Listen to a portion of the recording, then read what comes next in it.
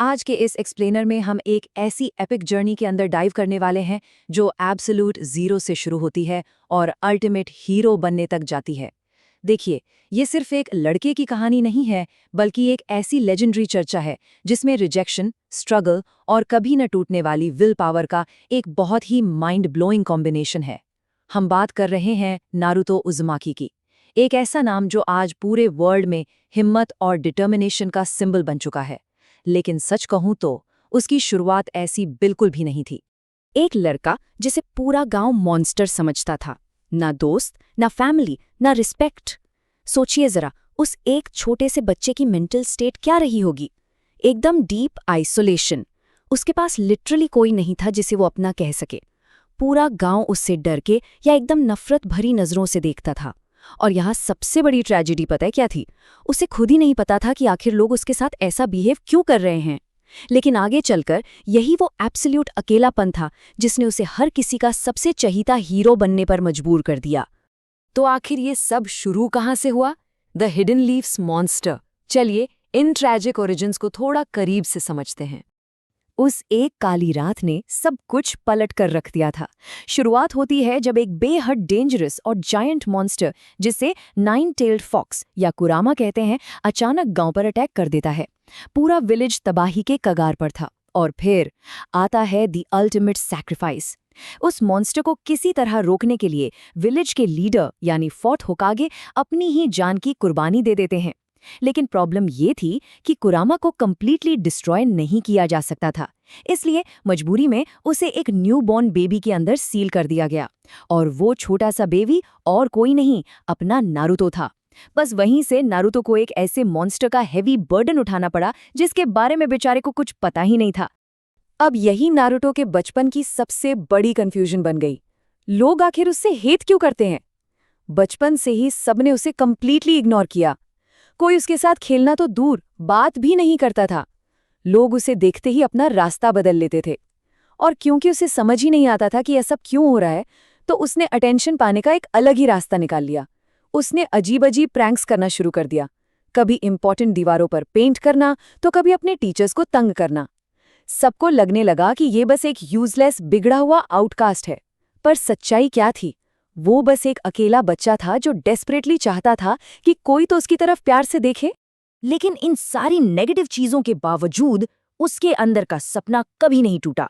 वो अक्सर पूरी एनर्जी के साथ चिल्लाता था, मैं होकागे बनूंगा और सब मुझे रिस्पेक्ट देंगे। अब ये सुनकर लोग उस पर जोर जोर से हंसते थे। क्यों? क्योंकि एकेडमी में नारुतो जेन्युइनली सबसे वीक स्टूडेंट था। ना तो उसकी निंजा स्किल्स में कोई दम था और ना ही उसके मार्क्स ठीक आते थे। फिर भी उसने अपने इस इम्पॉसिबल से लगने वाले ड्रीम को कभी कमजोर नहीं पड़ने दिया।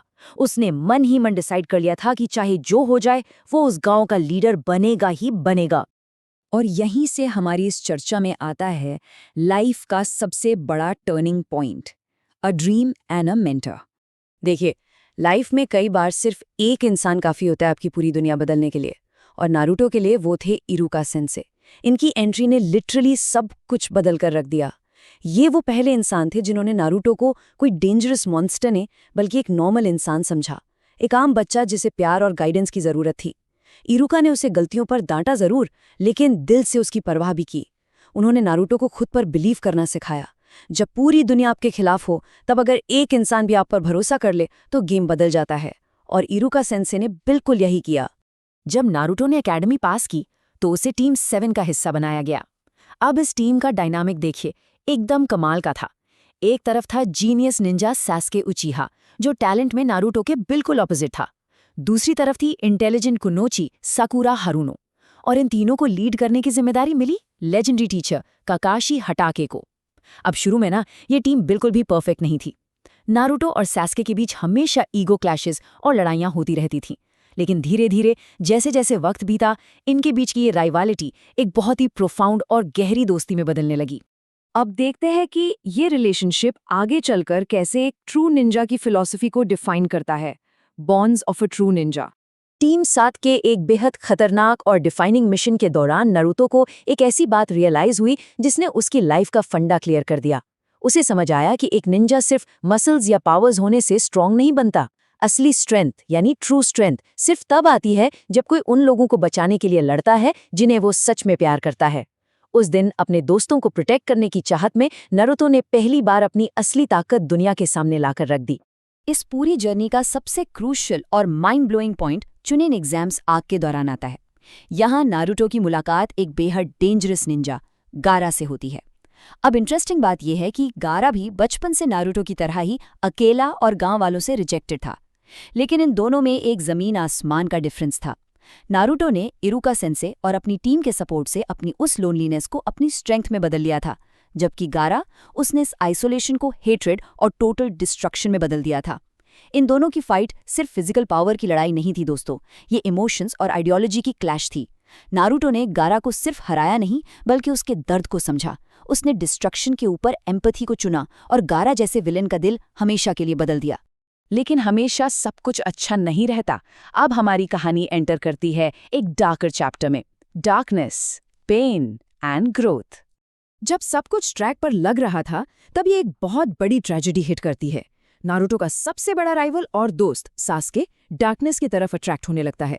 अपने पास्ट की वजह से उसे रिवेंज के लिए एक्सट्रीम पावर चाहिए थी और उस पावर को पाने की अंधी चाहत में वो अपना गांव छोड़ने का डिसीजन ले लेता है।